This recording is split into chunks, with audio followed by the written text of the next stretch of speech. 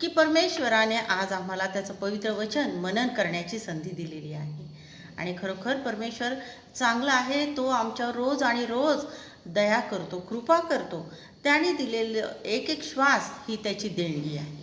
आणि खरोखर त्याचं वचन त्याने आम्हाला दिलेलं आहे. त्याचं मनन करावं, त्यानुसार चालावं ही त्याची इच्छा आहे.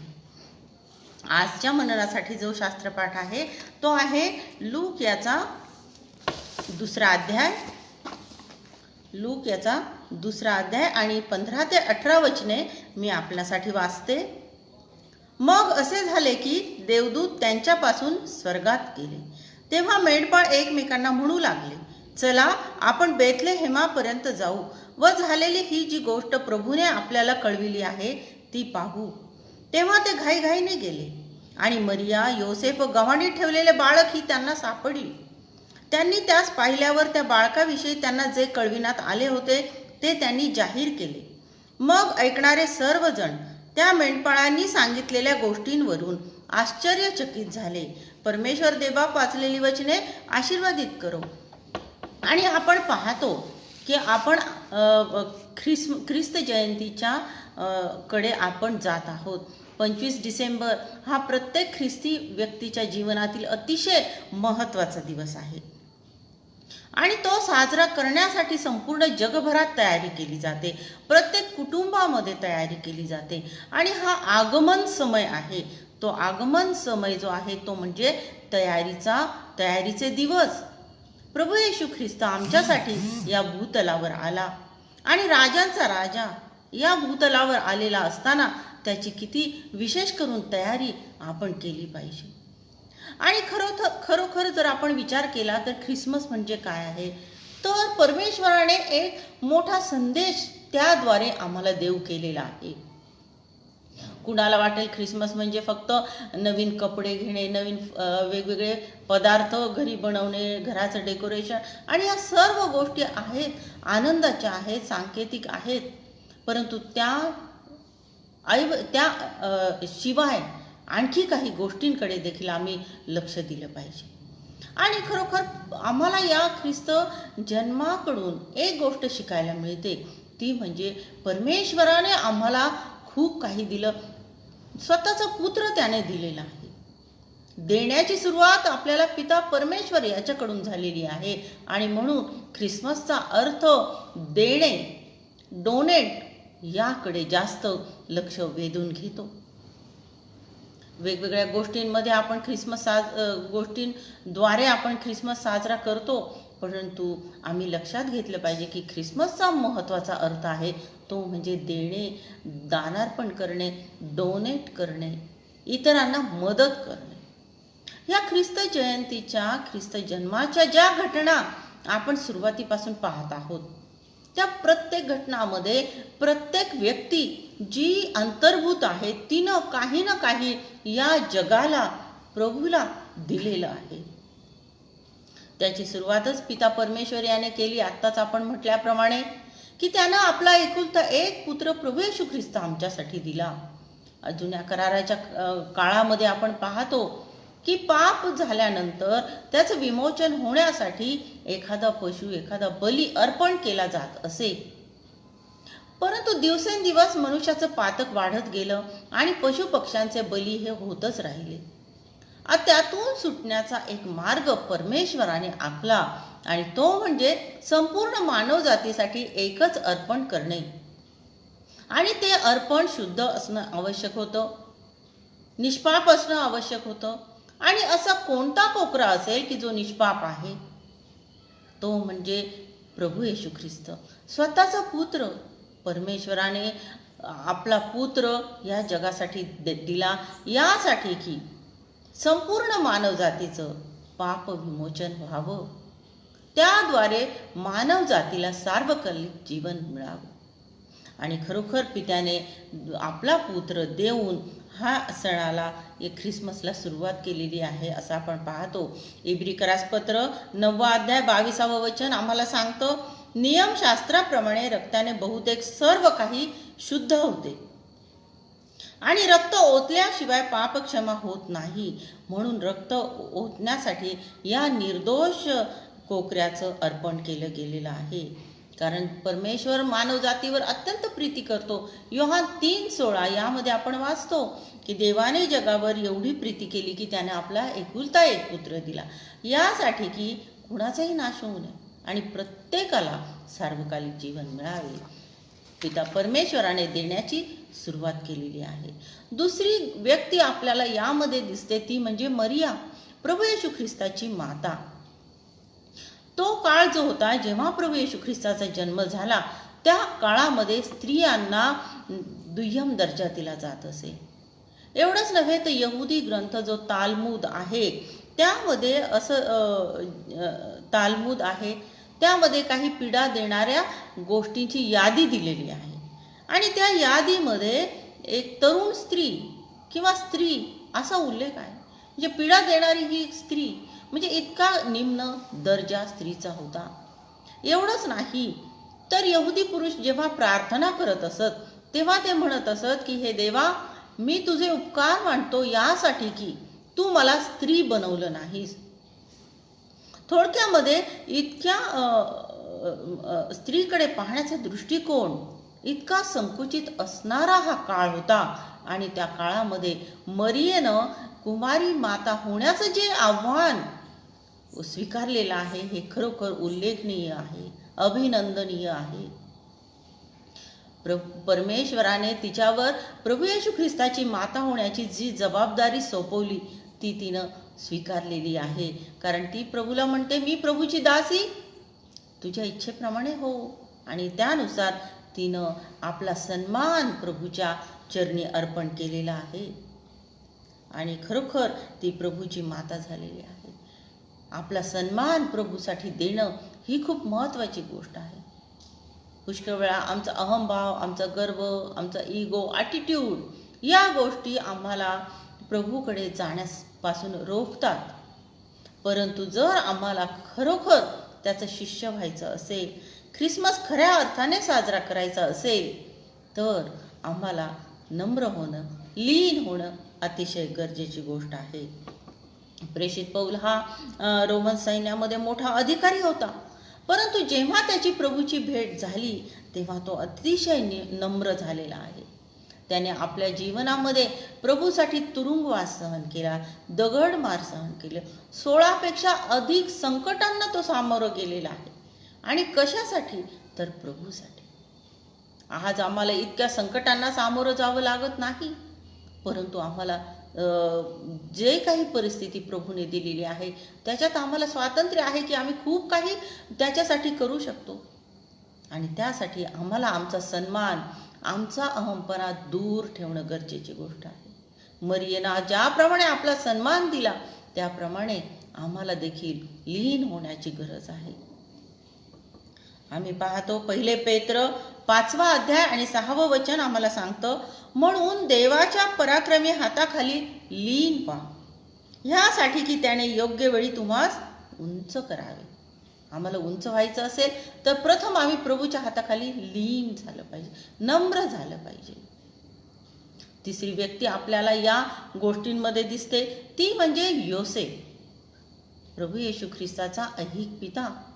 आणि त्यानं प्रभू येशू ख्रिस्ताला पालकत्व दिलेलं आहे. त्या काळात आपण पाहतो की मरियेला पुत्र जन्माची जबाबदारी सोपवण्यात आलेली आहे.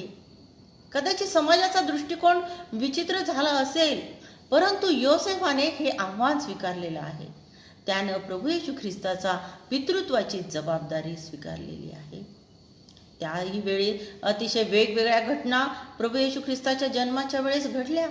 आणि महत्त्वाची घटना अशी घडली की कैसर औगुस्त जो राजा होता त्याने पहिली नावनिशी करावी असा एक फतवा काढला, असा कायदा काढला की प्रत्येकाने आपापल्या जन्मगावी जाऊन आपलं नाव तिथे नोंदवायचं आहे.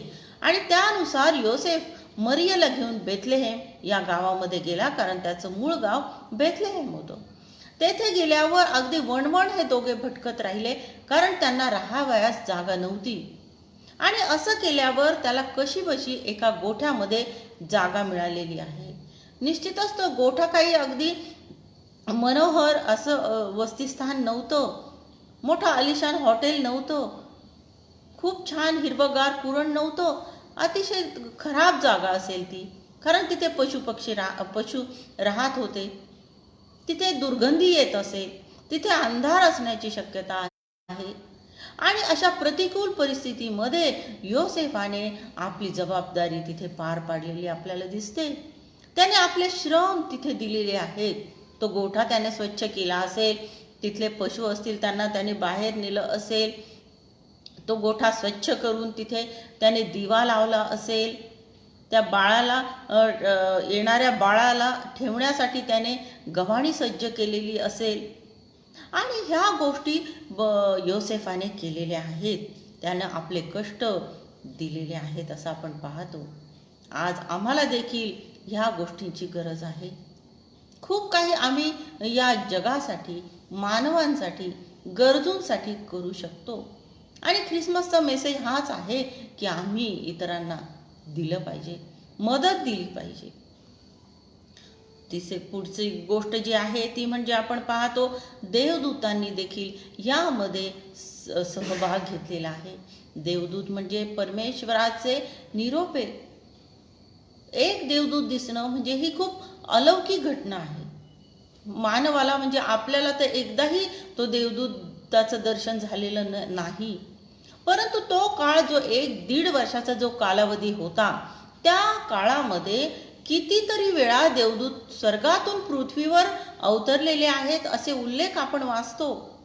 सर्वात प्रथम जखर्या जो याजक होता, तो परमेश्वराची सेवा करत होता, तेव्हा वेदीजवळ त्याला या देवदूताचं दर्शन झालं आणि देवदूताने त्याला पुत्र जन्माची वार्ता सांगितलेली आहे. त्यानंतर मरियस देखील गॅब्रिएल देवदूताने गुड न्यूज सांगितलेली आहे की तुझ्या पोटी पुत्र जन्मेल, त्याचं नाव येशू ठेव. आणखी आपण पाहतो की योसेफाला देखील देवदूताने सांगितलेले आहे की तू मरियेचा स्वीकार कर. त्यानंतर ज्ञानी लोक जेव्हा प्रभू येशू ख्रिस्ताला भेटण्यास आले, तेव्हा देखील देवदूताने त्यांची भेट घेऊन त्यांना मार्गदर्शन केलेलं आहे. मेंढपाळांना देखील देवदूतांनी सुवार्ता सांगितलेली आहे की तुम्हासाठी दाविदाच्या गावात तारणारा जन्मलेला आहे. देवदूतांनी देखील सुवार्ता या जगामध्ये दिलेली आहे. प्रत्येकाने काही ना काही या जगामध्ये इतरांसाठी, प्रभूसाठी दिलेला आहे असं आपण पाहतो. आणि म्हणूनच ख्रिसमस म्हणजे देणे हा अर्थ आपण लक्षात ठेवला पाहिजे. एवढंच नाही तर आपण पाहतो पुढे गोठ्याचा मालक जो होता, त्याचं नाव गाव काहीही पवित्र शास्त्रात नाही. अज्ञात अशी ती व्यक्ती आहे. मरिया आणि योसेफ जेव्हा वणवण बेथलेहममध्ये भटकत होते, तेव्हा त्यांनी एका ठिकाणी तो गोठ्याऐवजी घर हा शब्द आलेला आहे. आणि त्यांनी जेव्हा तिथे चौकशी केली, तेव्हा अनेक ठिकाणावरून नकार मिळाल्यानंतर त्यांना हा मालक म्हणजे हा गोठ्याचा मालक जो आहे तो म्हणत आहे की माझ्याकडे एक गोठा आहे, तिथे जर तुम्हाला निवारा हवा असेल तर तो घ्या. आणि त्याने आपला गोठा किंवा आपलं घर त्यांच्यासाठी उपलब्ध करून दिलेला आहे. आणि खरोखर हा गोठा मात्र या संपूर्ण जगासाठी अजरामर ठरलेला आहे. कारण अनेक चित्र, ग्रीटिंग्स कार्ड्स वगैरे आपण पाहतो, त्यामध्ये आपल्याला या गोठ्याचं चित्र पाहायला मिळतं.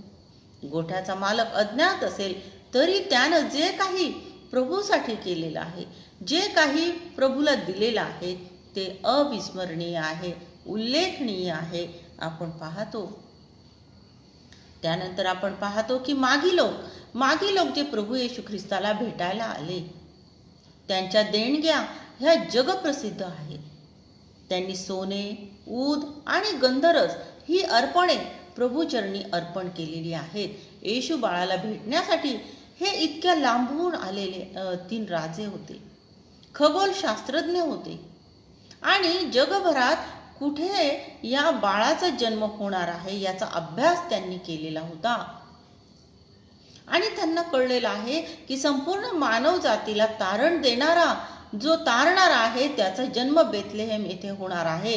आणि म्हणून त्या दिशेने ते आलेले आहेत. आणि येताना त्यांनी सोने, ऊद गंधरस हे आणलेलं आहे असं आपण पाहतो. सोने हा राजधातू आहे आणि राजांसाठी तो महत्त्वाचा ठरतो. राजांच्या अनेक गोष्टी सोन्याच्या असतात. मुकुट आहे, राजदंड आहेत, त्यांच्या वस्तू असतील आणि केलेले आहे. आणि त्यानुसार त्याद्वारे त्यांनी प्रभू येशू ख्रिस्त हा राजा आहे हे कबूल केलेलं आहे, ते स्वीकारलेले आहे असं आपण पाहतो. एवढंच नाही तर त्यांनी ऊद देखील अर्पण केलेला आहे. ऊद म्हणजे विशिष्ट देवदारूच्या जातीच्या झाडापासून निघालेला हा डिंक आहे आणि तो सुगंधी असतो. औषधासाठी देखील त्याचा उपयोग होतो आणि इस्रायल लोक जे आहेत ते धार्मिक विधीसाठी ते त्याचा वापर करत. आणि खरोखरी हा एक राजा आहे आणि त्यावरूनही तो देवपुत्र आहे हे त्या लोकांनी ओळखलं आणि म्हणून देवपुत्रासाठी उपासनेसाठी हा ऊद अर्पण करणं हे महत्त्वाचं आहे हे त्यांनी ओळखलं आणि म्हणून ऊद देखील प्रभू येशू ख्रिस्ताला अर्पण केलेला आहे. गंधरस जो आहे तो जंतुनाशक आहे आणि पूर्वीच्या काळी त्याद्वारे राजांचा अभिषेक देखील करण्यात येत असे आणि त्यासाठी या लोकांनी तो गंधरस तिथे अर्पण केला आहे. या 3 मोठमोठ्या देणग्या घेऊन हे मागी लोक इतक्या दूरवरचा प्रवास करत प्रतिकूल परिस्थितीमध्ये प्रभू येशू ख्रिस्ताला अर्पण्यासाठी आलेले आहे. त्यांनी खूप काही दिलं, मोठमोठ्या देणग्या दिल्या आणि प्रभूचं गौरव केलेलं आहे असं आपण पाहतो. आणखी जर आपण पाहतो या गोष्टीमध्ये धनगर जे लोक होते, मेंढपाळ लोक होते, त्यांनी देखील खूप काही दिलं. मेंढपाळ लोक म्हणजे गरीब लोक असतील, त्यांच्याजवळ फारसं धन नसेल, कसं तरी ते प्रपंच आपला पुढे चालवत असतील आणि त्यानुसार ते मेंढरांना बेथलेहेमच्या बाहेर आपले कळप राखत होते. ते कळप राखत होते. रात्रीची वेळ होती. अचानक देवदूत तिथे आले. देवदूतांनी त्यांना सुवार्ता सांगितलेली आहे की तुम्हासाठी दाविदाच्या गावात तारणारा जन्मलेला आहे आणि त्यांनी काही विचार न करता ते तात्काळ घाईघाईने प्रभूच्या दर्शनाला निघाले. त्यांनी आपला वेळ प्रभूला दिलेला आहे. रात्र आहे की दिवस आहे किंवा नंतर जाऊ, आधी मी माझ्या घरची व्यवस्था पाहतो असा विचार त्यांनी केला नाही. स्वतःची सोय त्यांनी पाहिली नाही. स्वतःच्या मेंढरांची त्यांनी काळजी केली नाही. तर प्राधान्य जे आहे ते प्रभूला दिलं आणि ते तात्काळ निघाले आणि उल्लेख पवित्र शास्त्रामध्ये आहे की ते घाईघाईने निघाले. म्हणजे इतकी आतुरता प्रभूच्या भेटीसाठी त्यांना होती आणि ते तात्काळ निघाले आणि त्यांनी जाऊन बाळकाचं दर्शन घेतलेलं आहे. मोठी गोष्ट, जरी ते छोटे होते, अशिक्षित होते, गरीब होते, परंतु जीवनाचं मर्म त्यांनी ओळखलेलं आहे. प्रभूला प्राधान्य दिलं पाहिजे हे त्यांनी ओळखलं आणि खरोखर या धनगरांनी आपलं वेळ प्रभूला दिलेला आहे. आम्हाला मेंढपाळाच्या जीवनातून हेच कळतं की आमचा वेळ, आमचं प्राधान्य प्रभूला देणं अतिशय महत्त्वाची गोष्ट आहे. आणि खरोखर या लोकांनी प्रभूसाठी आपला वेळ, आपले श्रम, आपला प्राधान्य, आपला सन्मान, आपली केलेला आहे. आणि ती मानवजात देखील कशी होती तर पापी होती, भ्रष्ट झालेली होती, पतन पावलेली होती. तरी त्या मानव जातीविषयीचं त्याचं पटीनं प्रभू येशू ख्रिस्त आपल्यावर प्रीती करतो. त्यानं 3.5 वर्ष कार्य केलं, परंतु त्यामध्ये त्याने अद्भुत रीतीने कार्य केलेलं आहे असं आपण पाहतो. त्यानं स्वतःचं बलिदान मानव जातीसाठी केलं. त्यासाठी त्यानं 39 फटके खाल्ले, कुशीत भाला भोसकून घेतला, डोक्यामध्ये काट्यांचा मुकुट चढवून घेतला, हाती पायी खिळे ठोकून घेतले आणि हाल हाल करणारं असं मरण त्याने केवळ मानव जातीसाठी म्हणजे तुमच्यासाठी आणि माझ्यासाठी स्वीकारलेलं आहे. आणि त्याद्वारे त्याने काय दिलं? त्याने मानवाला पापांची क्षमा दिली, त्याने मानवाला तारण दिलं, त्याने मानवाला सार्वकालिक जीवन दिलेलं आहे. इतक्या मोठ्या देणग्या त्यानं आम्हाला दिलेल्या आहेत. तारण ही अशी गोष्ट आहे, ती अमूल्य आहे. मानवाने कितीही पैसे खर्च केले किंवा कितीही श्रम केले, कितीही कर्मकांड केले, कितीही धार्मिकता मिळवली, तरी देखील तारण तो स्वबळावर मिळवू शकत नाही. तारण मिळवण्यासाठी फक्त प्रभू येशू ख्रिस्त हाच आम्हाला एकच मार्ग आहे. तो मार्ग आम्हाला प्रभू येशू ख्रिस्ताद्वारे प्राप्त झालेला आहे. इतकं मोठं बलिदान प्रभू येशू ख्रिस्ताने तुमच्यासाठी आणि माझ्यासाठी केलेलं आहे असं आपण पाहतो. वरील ज्या घटना आपण पाहिलेल्या आहेत ख्रिस्त जन्माच्या, त्यामध्ये जे लोक, ज्या व्यक्ती अंतर्भूत झालेल्या आहेत, प्रत्येकाने मानवासाठी, प्रभूसाठी काही ना काही दिलेलं आहे. ख्रिसमस जर खरा साजरा करायचा असेल ना, तर आम्हाला देखील यापैकी काही ना काहीतरी आम्ही स्वीकारलं पाहिजे आणि ते आम्ही अंगीकारलं पाहिजे आणि त्याचं अवलंबन देखील आम्ही केलं पाहिजे. जर आम्ही यावेळेस काही ना काही देऊ, तर खऱ्या अर्थाने आम्ही ख्रिसमस साजरा केला, नाताळ साजरा केला असं होणार आहे. ड्रेस नवीन घेतो, डेकोरेशन्स असतात, डिलाइट्स म्हणजे नवीन खाद्यपदार्थ असतात.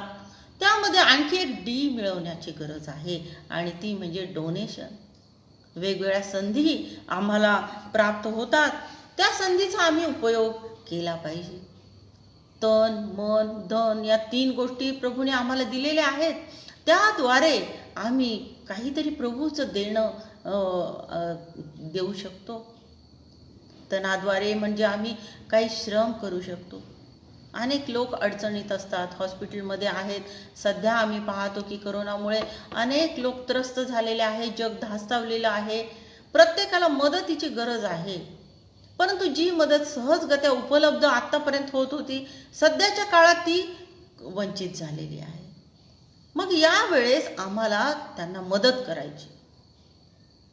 आम्ही त्यांना डबे देऊ शकतो, त्यांना खाद्यपदार्थ देऊ शकतो. त्यांचं काही काम असेल, बँकेचे आहेत, बाजाराचे असतील, वस्तू आणण्याचे असतील, हे छोटे छोटे श्रम आम्ही इतरांसाठी घेऊ शकतो. आम्ही तनाद्वारे लोकांची सेवा करू शकतो. खरोखर जर प्रभू येशू ख्रिस्त आम्हाला दिसतो आणि त्याची आम्हाला ओढ आहे, तर ह्या गोष्टी करण्याचा आम्हाला कधीही कमीपणा वाटणार नाही. मला एक गोष्ट आठवते, एक प्रसंग मदर तेरेसा यांच्या जीवनामध्ये घडलेला आहे की एक तरुण मुलगी मदर तेरेसा यांच्याकडे आली आणि ती तरुण मुलगी मदर तेरेसांना म्हणाली की मदर, तुम्ही जशी सेवा करता तसं मला देखील करायचं आहे, तर मला सांगाल का, मला देखील तशी संधी द्याल का? कारण तिने तोपर्यंत मदर तेरेसा यांचं वैभव किंवा त्यांचं नाव, जे नाव लौकिक आहे ते पाहिलं होतं. त्यांना किती अवॉर्ड्स मिळालेले आहेत. त्यांनी ती मुलगी भारावली असेल आणि तिला वाटलं आपणही त्यांच्यासारखं कार्य करावं, म्हणून ती म्हटली की मदर, मला देखील सेवेची संधी द्या. मदर तेरेसा यांनी तिला म्हटलं, तू माझ्याबरोबर चल. आणि त्यात तिला घेऊन वेगवेगळ्या तिथे रूम्स होत्या, रोग्यांसाठी एका रूममध्ये घेऊन गेल्या. तेथे एक रोगी होता आणि त्या रोग्याला अनेक जखमा झालेल्या होत्या. कुष्ठरोगी होता तो आणि त्याच्या जखमातून पूर, रक्त येत होतं, दुर्गंधी तेथे येत होती. मदर तेरेसा यांनी त्या मुलीजवळ एक टॉवेल दिला, गरम पाणी दिलं आणि काही औषधे दिली आणि त्यांनी तिला म्हटलं, मुली, तुला सेवा करायची आहे ना, मग ह्या वस्तू घे आणि जा त्या रोग्याला तू स्वच्छ कर. त्या मुलीने त्या रोग्याकडे पाहिलं आणि ती शहारली आणि ती घाबरली आणि ती म्हणाली, नाही नाही मदर, मी हे करू शकत नाही. ती गलबलून तिला आलं, तिला त्या रोग्याची घृणा आली आणि ती बाहेर पळून गेली. तिला अतिशय विचित्र असं वाटत होतं की मदर कशा सेवा करू शकतात. या रोग्याच्या खोलीत मी 1 मिनिट भर सुद्धा थांबू शकले नाही आणि मदर या रोग्याची सेवा कसं करू शकतात. मदरांनी त्या रोग्याला पुसलं, त्याला औषधं लावली आणि त्या बाहेर आल्या. त्या मुलीनं विचारलं, मदर, तुम्ही हे कसं करू शकता? आणि मदर तेरेसांनी तिला उत्तर दिलं, बाळ, मी या रोग्यामध्ये प्रभू येशू ख्रिस्ताला पाहते. मला प्रभू येशू ख्रिस्तासाठी काही करायचं आहे, कारण त्याने माझ्यासाठी त्याचा प्राण दिलेला आहे. आणि जेव्हा मला त्या रोग्यामध्ये प्रभू येशू ख्रिस्त दिसतो, तेव्हा मला त्याच्या घाणेरड्या जखमा दिसत नाही, तर मला प्रभूचा चेहरा दिसतो. आणि त्याने जी प्रीती केली, त्या प्रीतीने मी त्या रोग्याची सेवा करते. इतकी मनोभावे सेवावृत्ती आमच्यामध्ये असली पाहिजे. आम्ही इतरांना मदत करणं ही अतिशय गरजेची गोष्ट आहे. धनाद्वारे देखील आम्ही या जगाला, प्रभूला खूप काही देऊ शकतो. आम्हाला त्यासाठी खूप श्रीमंत असणं गरजेचं नाहीये, की आमच्याकडे खूप मालमत्ता असेल तरच मी इतरांची मदत करेल, असं नाही. जे काही माझ्याजवळ असेल, पवित्र शास्त्र आम्हाला सांगतं की तुझ्याजवळ 2 अंगरखे असतील तर एक तू दुसऱ्याला दे. जे काही असेल थोडंफार, त्यातून थोडंफार दे, तरी आम्ही इतरांना नक्कीच देऊ शकतो. आणि ते जर आम्ही इतरांना दिलं तर नक्कीच आम्हाला ख्रिसमसचा अर्थ कळला असं होईल. वेगवेगळे संधी आम्हाला उपलब्ध असतात, त्या ठिकाणी आम्ही गरजूंना आणि जे अडचणीत आहेत त्यांना मदत करू शकतो. मन जे आम्हाला परमेश्वराने दिलेलं आहे, अतिशय महत्त्वाची गोष्ट आहे.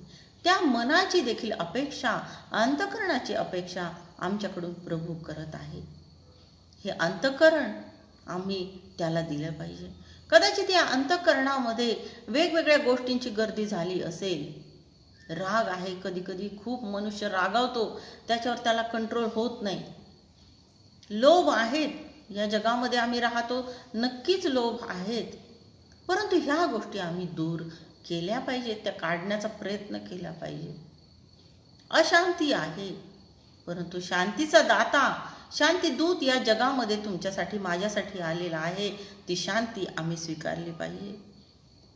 आणि खूप काही गोष्टी किलमिश आहे, कटुता आहे, मत्सर आहे, हेवा आहे, ह्या गोष्टी आम्ही दूर केल्या पाहिजे. आणि ती जागा, जी अंतःकरणाची जागा आहे, जे मन आहे, ते प्रभूने दिलेल्या सुंदरशा फळांनी भरले पाहिजे. आनंद, प्रीती, शांती, सहनशीलता, ममता, चांगुलपणा, विश्वासूपणा आणि इंद्रिय दमन, या गोष्टींनी ही अंतःकरणाची जागा भरली पाहिजे. ती जर आम्ही केली तर नक्कीच आम्हाला ख्रिसमसचा अर्थ कळला आणि त्याद्वारे आम्हाला आनंद प्राप्त होणार आहे. ख्रिस्त जन्माच्या साजरा आम्ही करण्याला जाणार आहोत. थोडेच दिवस राहिले आहेत 25 डिसेंबरसाठी, आणि त्याची तयारी करत असताना, या आगमन समयातून जात असताना या लोकांकडे आम्ही लक्ष देऊया. परमेश्वराने आपला पुत्र दिला, मरियेने आपला सन्मान दिलेला आहे, योसेफाने आपले कष्ट दिलेले आहे, धनगरांनी आपला वेळ दिलेला आहे, मागी लोकांनी सोने, ऊद, गंधरस दिलेला आहे, गोठ्याच्या मालकाने मदत दिलेली आहे, प्रभू येशू ख्रिस्ताने स्वतःचा प्राण दिलेला आहे. आम्ही काय देऊ शकतो? जे काही आमच्याजवळ आहे त्यातून आम्ही इतरांना देण्यास तयार आहोत का? आणि ती तयारी करणं म्हणजे खरोखर ख्रिसमसची तयारी करणं असा अर्थ आहे. प्रभू करो आणि हा ख्रिसमस, हा नाताळ प्रत्येकाला आनंदाचा, भरभराटीचा आणि आरोग्याचा जावो, अशी मी प्रभूचरणी प्रार्थना करते. देव तुम्हाला आशीर्वाद देवो. मी विनंती करते की प्रवीण लोंढे आपल्यासाठी एक गीत सादर करतील.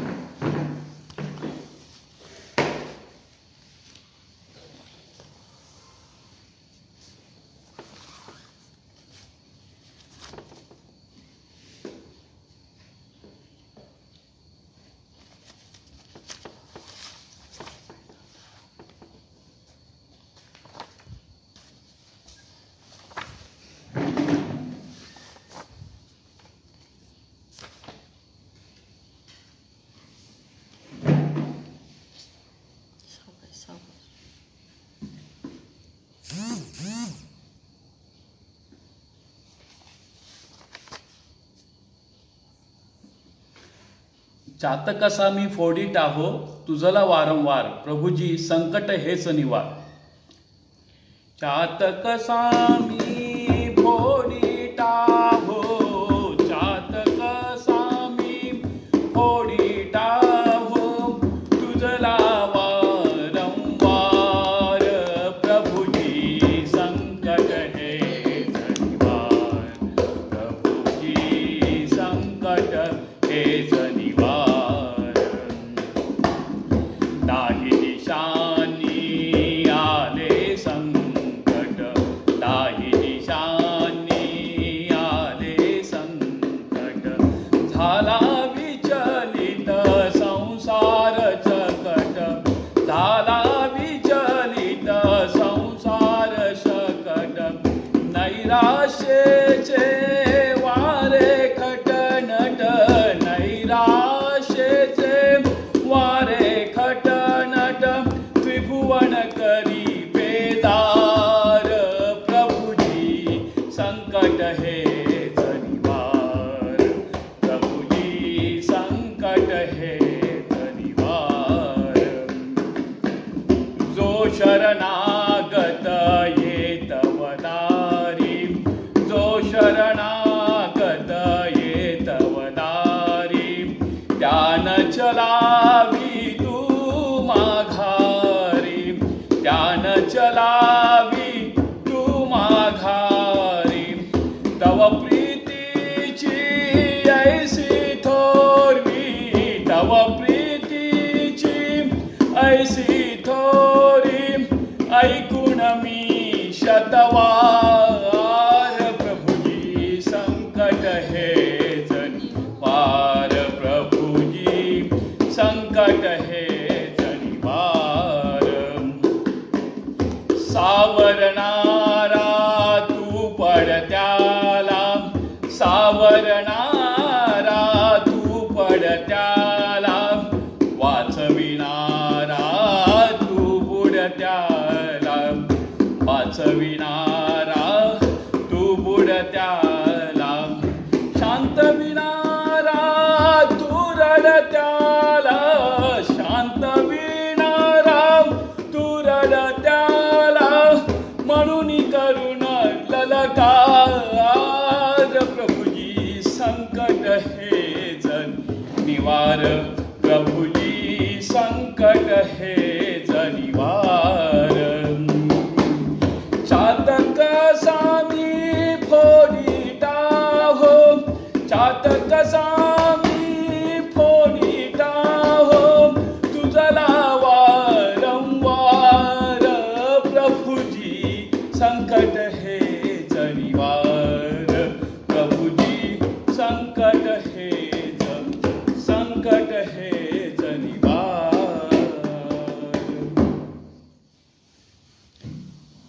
प्रभूला स्तुती असो, गौरव असो, धन्यवाद असो. मी विनंती करते की प्रवीण लोंढे आपल्यासाठी शेवटची प्रार्थना करतील. त्यानंतर आपण प्रभूची प्रार्थना म्हणूया आणि आशीर्वाद घेऊया. स्तुतीस पात्र सन्मानायोग्य माझ्या जिवंत देवा, राजांचा राजा, प्रभूंचा प्रभू, खरोखर तुला धन्यवाद देतो, तुझी स्तुती करतो, तुला गौरवितो माझ्या देवा. खरोखर इस्रायलच्या स्तवनात वसणारा आमचा देव आहेस प्रभूजी. आणि परमेश्वर बापा, खरोखर या संध्याकाळच्या समयाला प्रभूजी आम्ही प्रत्येक जण तुझ्या दयेच्या आसनाजवळ असताना, तुझ्या जवळ असताना प्रभू तू आमच्या प्रार्थनेमध्ये होतास आहेस माझ्या देवा. आम्ही तुला धन्यवाद देतो. ही केवळ तुझी कृपा आहे, दया आहे की प्रभूजी या जिवंताच्या भूमीत तू आम्हाला जिवंत राखलंस माझ्या देवा. आतापर्यंत प्रभूजी या वर्षामध्ये अनेक प्रकारचे संकट, दुःख, यातना परमेश्वर बापा, वेगळ्या प्रकारच्या वेदना, वेगळ्या प्रकारचे आजार, वेगळ्या प्रकारचं संकट, वेगळ्या प्रकारची निराशेचे स्वरूप परमेश्वर या सर्व परिस्थितीमध्ये प्रभू तू आम्हाला तुझ्यामध्ये तू राखलंस प्रभू, जिवंत ठेवलंस माझ्या देवा. आम्ही तुला धन्यवाद देतो माझ्या राजा. केवळ तुझी कृपा आहे, दया आहे प्रभूजी. आमच्यामध्ये कोणतीही असा चांगुलपणा नाहीये, कोणतीही पात्रता नाहीये की आम्ही स्वतःचं जीवन आम्ही स्वतः जगू शकतो. केवळ तुझ्या कृपेने आणि दयेने माझ्या देवा हे जीवन दिलंस प्रभू. आम्ही तुला धन्यवाद देतो माझ्या राजा.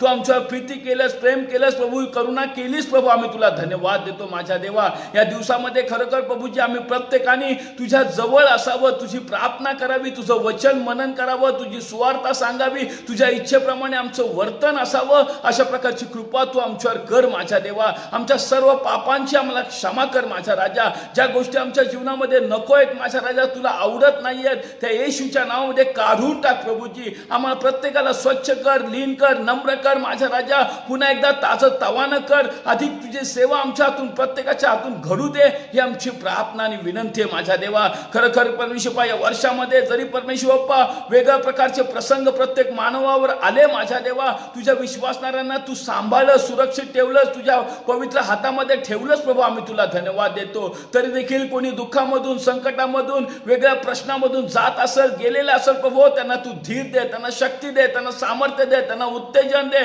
त्यांना आशा दे माझ्या देवा. ही आमची प्रार्थना आणि विनंती आहे माझा राजा. अनेकांचे प्रश्न, अनेकांच्या नोकऱ्या, अनेकांच्या पैशाचे प्रश्न प्रभू असतील, ते सर्व येशूच्या नावामध्ये निघून जाऊ दे. प्रत्येकाला आनंदी ठेव, सुखी ठेव, समाधानी ठेव, तुझ्यामध्ये राख माझ्या देवा.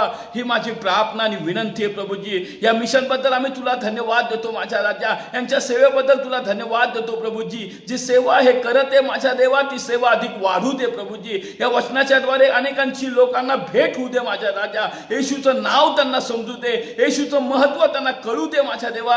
ही माझी प्रार्थना आणि विनंती आहे माझ्या देवा. परमेश्वर बाप्पा, तू आमच्यावर प्रेम करतोस माझ्या देवा. आम्ही लवकरच ख्रिसमस साजरा करत असताना प्रभू, खरोखर आमच्या अंतःकरणात पुन्हा एकदा तू नव्यानं जन्म घे माझ्या देवा. ही आमची प्रार्थना आणि विनंती आहे माझ्या देवा. यासाठी प्रभू आमच्यातल्या सर्व अवगुण तू काढून आम्हाला परमेश्वर तुझ्यामध्ये तू ठेव. ही आमची प्रार्थना आणि विनंती आहे प्रभूजी. या दिवसामध्ये प्रभू येणारे दिवस प्रत्येकासाठी आशीर्वादाचे असू दे माझा राजा. शांतीचे असू दे, समाधानाचे असू दे, ऐक्याचे असू दे, प्रीतीचे असू देत प्रभूजी. ही आमची प्रार्थना आणि विनंती आहे माझ्या देवा. कुठल्या प्रकारचं संकट, कुठल्या प्रकारची आपत्ती कोणाला लागू देऊ नकोस. ही आमची प्रार्थना आणि विनंती आहे माझ्या देवा. आम्हाला परमेश्वर योग्य असं तुझं वचन सांगण्यासाठी जी संधी दिलीस प्रभू, आम्ही तुला धन्यवाद देतो प्रभूजी. या वचनाबद्दल आम्ही तुझे आभार मानतो माझ्या राजा. ज्या ज्या कुटुंबाने, ज्या ज्या विश्वासणाऱ्या भावाने, बहिणीने, लेकरांनी प्रभू हे वचन ऐकलं, त्यांच्यासाठी ते आशीर्वादाचं ठरू दे. हीच आमची प्रार्थना आणि विनंती आहे प्रभूजी. सर्व मान, सन्मान, गौरव तुला देऊन येशूच्या नावात मागतो, म्हणून तो ऐक प्रभू. आमेन. हे आमच्या स्वर्गातील बापा, तुझे नाम पवित्र मानले जाओ. तुझे राज्य येऊ, जसे स्वर्गात तसे पृथ्वीवरही. तुझ्या इच्छेप्रमाणे हो. आमची रोजची भाकर आज आम्हास दे, आणि जसे आम्ही आपल्या ऋणासून सोडले आहे, तसेच तू आमची ऋणे आम्हास सोड. आणि आम्हास परीक्षेत आणू नकोस, तर आम्हास वाईटापासून सोडव. कारण की राज्य, सामर्थ्य आणि गौरव ही सर्व काळ तुझीच आहे. आमेन. सर्व बुद्धी सामर्थ्याच्या पलीकडे असलेली देवाने दिलेली शांती तुमची मने व तुमची अंतकरणे याच ख्रिस्त येशूच्या ठाई राखो. आणि आता देव जो बाप, देव जो पुत्र आणि देव जो पवित्र आत्मा याची कृपा, प्रीती आणि अनुग्रह ऑनलाईन भक्तीमध्ये सहभागी झालेल्या प्रत्येकाबरोबर आता आणि इथून पुढे सर्व काळ राहो. आमेन. आमेन. आमेन.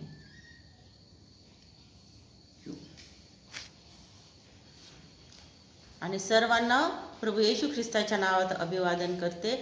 देवबाप तुम्हाला आशीर्वाद देवो आणि यूथ विथ मिशनवर अधिक कृपा पुरवो आणि त्यांच्याकडून अधिक सेवा केली जावो.